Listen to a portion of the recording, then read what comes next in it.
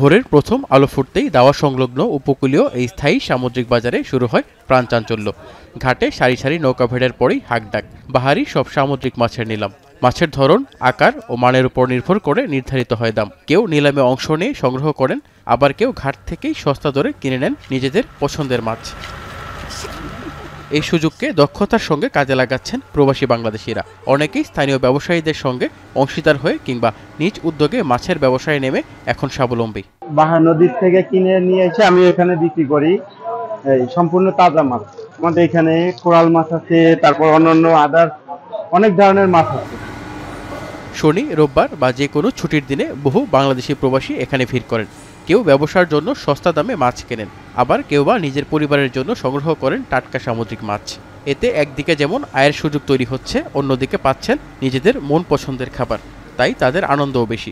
10 বছর হয়েছে আমি মাছের ব্যবসার সাথে জড়িত আছি।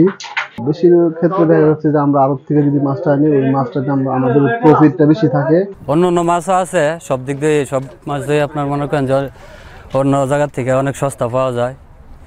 আপনি দেখেন অনেক বাঙালি আছে, প্রায় সকাল 5টার দিকে আসছে এখানে। লেবাননে মাছের এই ব্যবসায় অনেকেরই আগ্রহ বাড়ছে, এতে বাজারেও ফিরেছে প্রাণ। মৎস্য অধিদপ্তরের তথ্য অনুযায়ী ছোট বড় মিলিয়ে দেশ জুড়ে রয়েছে অসংখ্য সামুদ্রিক বাজার, যার মধ্যে এমন ভাসমান বড় বাজারই আছে প্রায় 20টি। আর এসব বাজারের উপর নির্ভরশীল প্রায় 10,000 জেলের জীবিকা। সাগর আর বাজার, একই স্রোতে গড়ে ওঠা জীবনের এই গল্পে যেমন আছে লেবাননের উপকূলের প্রাণ, তেমনি এই গল্পে মিশে আছে প্রবাসী বাংলাদেশিদের শ্রম আর স্বপ্ন। এখন লেবানন।